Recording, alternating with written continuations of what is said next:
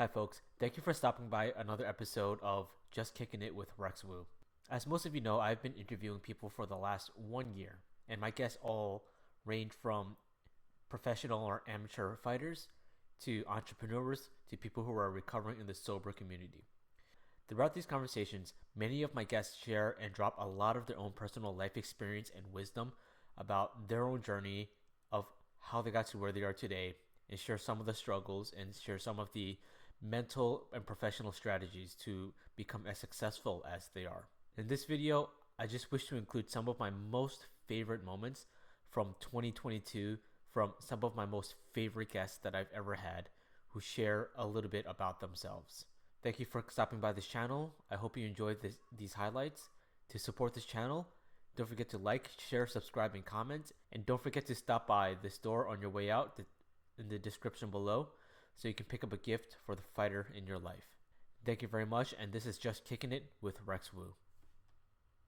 You know, I'm still beautiful even with all of this on my face, because what makes a difference, you know, other than like, yeah, of course, smooth skin always looks better, but it's just because we've decided that it looks better, you know? Like, if we can decide that, then we can change anything. Ooh.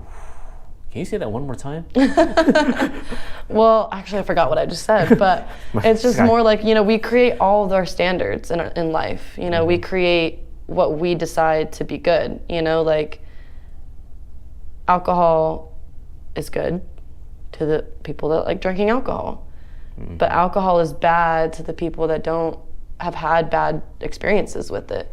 You know, so it's like, we all create our own meaning, and if we can create meaning, such high, you know, glorified meaning with one thing, why can't we do it with anything else? Ooh. Just got goosebumps. Right? I'm saying. That was really good. Thank you. So I mean, so like a lot of people, like whether they're going through like acne or not, they're going through like a journey of, I guess, like finding themselves, figuring themselves out, dealing with their health issues, insecurity issues. And a lot of people don't make it through. How did you make it through? And how are you still making it through? You know, it is a tough one. I do have to say, it's not easy. Ever since I was little, I've always been on survival mode, if that makes sense. I love my mom, and she did the best that she could, and she even says that to this day. You know, but we weren't fortunate. You know, I didn't always have things handed to me whenever I was a kid. I've always had to work for it, or, you know, knew what the value of a dollar was, that I wouldn't change any of it for anything. You know, like, I love my family and where I've come from. But as far as, like, wait, what was the question? So sorry, I like diverted so far. How did you get through your journey? Oh yeah, there you go. And that's where it was coming from. So I have had a past, if that makes sense. So that's kind of what's made me build this strong armor.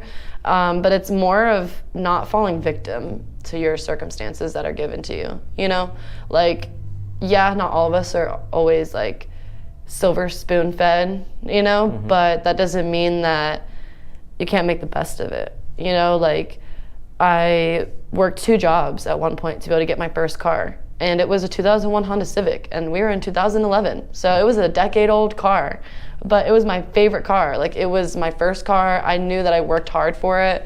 And I, like I said, have just like, if I didn't build up that stamina or like that mindset, I wouldn't have made it. You know what I'm saying? Like, I would still be without a license or without a car or any of that, you know? So it's more, like I said, just about keeping your priorities straight, you know, like your goal, where you want to go, and anything that kind of like diverts you from that, anything that feels negative, you just kind of like forget that it's there, you know, and you just keep moving, address it. Definitely, like, it's a hard balance, you know, because it's like, yeah, you want to keep swimming, you know, you want to keep going and keep moving forward without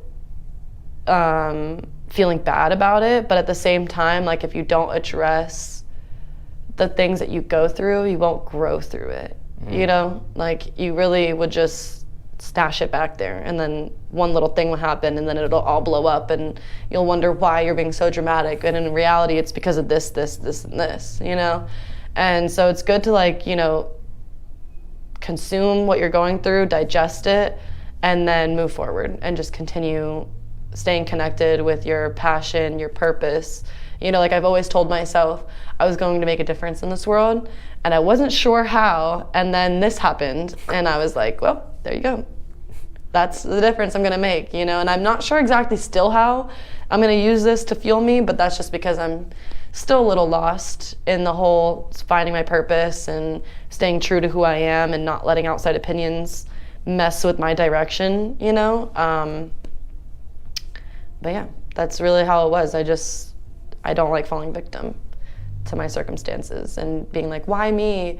Why is this happening to me? Like, as if I'm the only one, or, you know, like, why does she have it better than me? Or, you know, all these things. I would ask, like, why am I here right now? That's a valid question. That's a practical, logical statement. Why am I here? Not, why am I here? You know? You see what I'm saying? The different tone of voice is just different. And then you just evaluate and you move forward. But I want to see how much money I can get too, because everything is a business. The more money I can get, I think about family, I have kids. So I'll fight depending on the money. If the money's decent, I'll fight. And then I'll try hard so I can win. I like winning. Everybody likes winning, but I don't care to. I don't know how to even explain that. I want to win, but I don't care if I win. Yeah.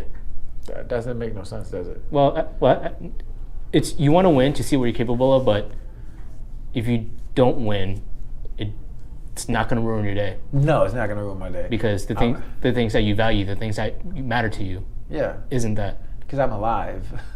Because you can think about it. When my mind works like this for some reason, I don't know why. Like, if something doesn't go my way, and you always think, well, at least it didn't happen like that. Or at least that didn't happen. You know what I mean? Or I'm gonna go eat something terrible. You know what I mean? Like, oh, it's funny how that works. Yeah. At least you're not that dude on Howard and Armenia. Oh yeah, man. Yeah. And that there, yeah. I feel like that's like a real fear that every man I've ever talked to has, that fear that they're gonna lose everything and end up homeless. I mean, I have it. No, it's not the homeless part that bothers me. More or less, it's the giving up part that bothers me. I'm a fighter. I don't quit. That when a person gets to the level where they quit, because you can be homeless today and not homeless tomorrow. That's a choice. Being homeless is a choice. Anybody can get their shit together. You just gotta want to. But the choices that we have, I don't ever want to have to be that person that decides to take those choices where I just give up. Give up on yourself, give up on everything around you. That's close to hell for me. You know what I mean? Giving up, not having that fight in you. You know what I mean? Not having that fight in you. Getting that fight knocked out of you. Where, no, I know people have their reasons. Lose people, lose your whole family. But even that is not enough. It shouldn't be enough to quit. Were you close to that 2 years ago? Quitting? Yeah. No. Even with your heel and everything, your dark smoke? I didn't know. I was afraid more than anything else that I wasn't going to be able to fight again, but I'm not a quitter. I didn't think about quitting. I was down, but I wasn't out. It's a difference. You can be down, but not out. I was down. I wasn't out. I was just trying to figure out what it is. I was in the dark. I was getting fucked up, but I was drinking. But even I knew after a while that this is not good. This is not going to help me. You know what I mean? So I'm smart enough to know that much. But it was just like, man, I don't know. But I wasn't out. I wasn't a quitter. I was in a bad time. I was having a bad time. And everybody's in a bad time. You either shake it off, right? I shook it off. But when you're homeless and you quit, you don't shake that off. You just allow that. It's a wrap. It's a wrap. That's when you can wrap it up like a blunt. That's when you roll it up. Nah, but I did those pictures are just, it's almost like art. And I like art too. I love art. I love pictures and art and sitting down thinking about what it means and like all that stuff. I love that stuff. But yeah, quitting is not an option. It should never be an option. I would rather die. I would literally rather die first and quit life. It's not an option. And it's offensive to me when people quit. Wow. Because that's the type of shit that makes me mad. That's what would give me an attitude when people quit. And you've seen people around you quit? Yeah. I've seen people around me quit, and I never wanted to be one of them. So, but I understand. I don't dislike them or hate them, but I'm not a quitter, and I don't want to be around quitters because I'm not one. Damn. That's why you should have your. My dad always says, "Birds of a feather flock together." Well, I'm pretty sure you've heard that before too. Yeah. But yeah, birds of a feather flock together. You better find your flock. Because we do a lot of focus on like the good that we're doing and helping a lot of people. I want to know, like, if you, in your perspective, what do you think is the separation between the people who go through recovery and make it and those who don't? Willingness and a bottom. So I have tried the rooms of 12-step for many years. I probably really started trying, at least entertaining the idea of recovery when I was about 23. But then there's 7-year separation before I actually got sober. And in those 7 years, I would dabble, right? Like I'd go to a meeting, be like, this is not for me, and I'd be out. But I didn't have the bottom that I had to hit, and I didn't have willingness. Those are the two things that I think. So if someone is sitting in treatment right now and they are there because they are told to be there, unfortunately, and I'm not saying it can't happen. I pray that they stay and it works. But we see it too often that people don't. They don't stay or they don't make it. And it's because they have to have more willingness and they have to hit a bottom that's greater. You have to be broken. You really have to be broken. And I pray that people don't get to the state of brokenness that I had to go to, but that's just been my experience over these last couple of years of sobriety. You really have to be broken. That's really scary because it has to be a very specific, precise break, because if you break too hard, oh yeah, there's no coming back sometimes. Even if you try the key of willingness, right? Like you hear more colleges are going towards sober dorms, and you have sober January, and you have these things that are starting to come to fruition in our culture. And if you find that and start down that journey, just keep trying it. Go through sober January, just see how you feel if you keep going in February. As long as you have a little bit of willingness and you can put that key in and turn it, the door will open. And you might find that being sober is pretty legit. Now, if you're not a problem drinker, then that's okay. But if you think you might have a problem with it, then just a little bit of willingness. You mean like when you wake up Sunday morning and look at your credit card receipt and there's a comma in the in the total spent? Or when you wake up on Sunday morning and didn't plan accordingly on Saturday, and you have to wait until 11 when the liquor store opens because you can't buy alcohol on Sundays before 11, and you are very angry at yourself until 11 a.m. I went through that for many, many weeks. Yes. It's because there's levels to being pro, right? Mm-hmm. There's the guy who goes pro just to say he went pro, has a fight or two. And there's a guy who was going to do really good on the regional circuit. There's a guy, there's some people that just want to have one pro fight just to see what it feels like. But the guy that's going to take it to the top, to be like a McGregor, Adesanya, be like a Chandler, Justin Gaethje, like these kind of guys, they kind of have to think a little bit, and those guys were already guys that started with a decent skill set, like half of those guys are wrestlers, like D1 wrestlers, so they have a cool, like a solid skill set. Yeah. So I'm thinking like, okay, as I've been coming up, I've been watching and observing people who go pro. Luke Lessie or Luke Lesai or Luke Lessie. Luke the Chef. Not familiar with Luke the Chef. He's got 60 amateur fights, 14 or 16-time national champion. And when he went pro for his first fight on Triumphant, you saw the chat blow up like, Luke, he's a killer, dude. Luke is a whatever. And I was like, bro, that's what I want. And I've seen guys go pro, have one pro fight, lose, and then they don't get any more offers anymore, or don't get any more. Like, oh, dude, you're washed up or whatever, So I feel like if I go pro and I have I have the community on my side, or I have a solid like fan base, it don't matter if I lose a fight or whatever. If I have a little hiccup, I can fight more, and I can get paid more because I'm putting more butts in seats. You know, you see the guy. You ever seen guys that go pro? Like who is this guy? And like they like no matter where they go, I want to be able to go pro, and I go anywhere, and at least somebody in the crowd knows me. It's not going to be like crickets when I announce my name. Yeah. You know, so I want to be able to sell, because you get part of how you get paid as a pro, ticket sales. That's how, you know. So I want to make sure I can put butts in seats, sell pay-per-views, and then I also have that thing where like if Dana White happens to run across my Instagram, or Yacha Tree happens to run across my Instagram, they'll be like, "Yo, look at how many comments this kid has. Look at how many followers. Look at what he's talking about. Man, this kid is something special."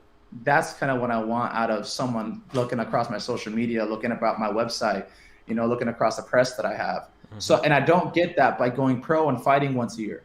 Yeah. You know, there's less fight opportunities once you turn pro, you know? So, and I got actually, my first fight, I got offered decent money. I actually got offered way better money than I've ever heard of anybody getting offered. But, and it was also for, it was going to be for a state title. Ooh. The first offer. So they offered me good money. I was going to have to fight the same opponent that I was going to fight amateur. We're just going to go pro and then fight for the state title, or IKF state title or something. As for my first fight as a pro, and I was like, sounds like a good deal, right? But then I think, like, okay, I was exciting, but it was more like flattering, like, oh, this is cool, but no, thank you, because I believe in okay, I have one offer, now what? You know, and if they're offering me this already, imagine when I get 2 or 3 going at it. Like, hey, we'll give you this much. Hey, we'll give you this much. Oh, we'll give you this. And, you know, and yeah, so I've gotten some pretty decent offers, yes. But you don't want to go pro as soon as possible, because think about who you can beat. You know, like you look at the what was it, the tournament that just happened, the USA, the one in Denver, the USMF tournament. I was like, how many of those guys could I beat? Like, but and by like me, I want to beat them, like make them look dumb, kind of beat, not like a war. I can give everybody a good fight. You don't want to leave it up to the judges. Yeah. And I know I can make them hurt, you know, but I want to like knock somebody out, or just be like, dude, what was that guy doing in there with you? Kind of wins. Yeah. You know, because also I know that the head trauma I take is gonna make my career longer or shorter. So if I take less head trauma, it's longer. If I take more, it's shorter. So my mentality has always been, because my first few fights, of course, were wars, and I'm going forward and I take some shots. I was like, I don't want to be hurt after every fight for a month. You know, I want to be like, oh, man, I feel great. I have a little bump on my shin, but everything else feels great. Let's go to the next fight. Minimize my injuries, you know, minimize everything, minimize the time in between fights, minimize the damage on my head, more highlights, more. It's just better all around. You're playing the long game. Playing the long game. So why I wouldn't want to take pro fights is because I would have to build my name as a pro, and that's a lot harder to do than build your name as an amateur. More fight opportunities as an amateur, more opportunities to get your name out there, get in front of people, perform, win over the community. And then when you go pro, you don't have to do any more of that anymore, or you have to do a lot less. So I'm taking my time to solidify the business side of it now as an amateur, versus trying to do that as a pro.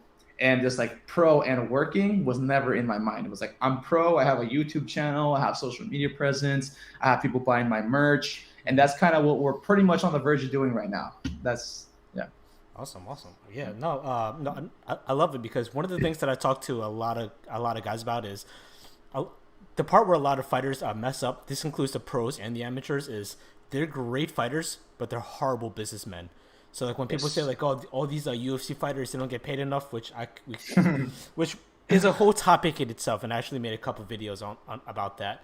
But like, but the reason why like a lot of them complain is because they're just really, really bad business people. Like for example, like Francis Ngannou, heavyweight champion of the UFC, really amazing fighter, gets paid $800,000 to fight Derek Lewis, right? But then and they say, like, how come he as a heavyweight champion gets paid $800,000 when Conor McGregor, who hasn't won a fight in 4 years, steps into the ring with Dustin Poirier and gets paid $10 million? Well, the reason being is because, well, how many people outside of the martial arts world know who Conor McGregor is? Freaking everybody. And then, but then how many of them know who Francis Ngannou is? very few people, you know. So like, so it's just like what you're saying. That star power that you have, it's really important, especially if you want to make this last for you. So so I agree with everything that you're saying, and that your business mindset is coming through. So yeah. And also, I got a good team around me too. You know, like I said, I got my girl who's helping me on that. My coach is pushing me forward as well, like getting me any opportunities that I can. And like now that then when people see me fight, the fighting speaks for itself. It's the business shit that's the hard part. That's the hard part. Yeah. That's the hardest part about it, because dude, I'm training twice a day here, 3 times a day here from doing MMA. So I do, you know, I have a morning session, afternoon session, and then 2 afternoon sessions with including BJJ if I'm doing MMA, like a full day of training, and that's exhausting. So I have a team. I have a guy who helps me with branding. Like my brother's my photographer. My girl's been helping me get content and come up with ideas and make a scheduling. Like I could kind of take a lot of the freaking credit right now as far as like what I'm doing. I could be like, okay, she's helping me do this. She'd be like, what are you doing? I'd be like, I'm training. I'm doing this, you know. So like it's not just all me by any means. I know that it takes a team, it takes a village, you know. So you know, I got like right now it's just my brother's not here. He's just taking me pictures, taking videos, helping me out. Where you know he's like, okay, just give me some ideas for merch that we can do. My coach is figuring out fight stuff when I get back. Got the branding guy. Okay, we got this. Everyone's trying to help, which is great because you know for me, moving forward, I need all the help that I can get because I am like you know. The whole theme of this is I started a little bit later than I should have if I wanted to make it to where I want to get to. So now I got to get it done, you know? So this star power that I hope to accumulate means no matter where I go, I'm getting paid. Like we just talked about like fighter pay in the UFC, and a lot of the guys that are like, yeah, we're fighting, like they're not in the top 10 or whatever. Neither is Sean O'Malley. But that fool is banking off of just being in the UFC. Like that's someone who's... He's huge. He's their biggest rising star right now. Yeah. And the thing is, he's not even rising. He's just been fighting chumps. Yes. I've been saying that. I'm like name me one top level fighter that he's fought. Yeah. But he's still getting paid. But and the thing is, and Paddy Pimblett is another good example of this too. He's like, bro, he's like, I make more money out of the ring than I do in the ring. Yeah. And he's only had like 2 UFC fights, I think now. So it's like these guys that are the Beatles here.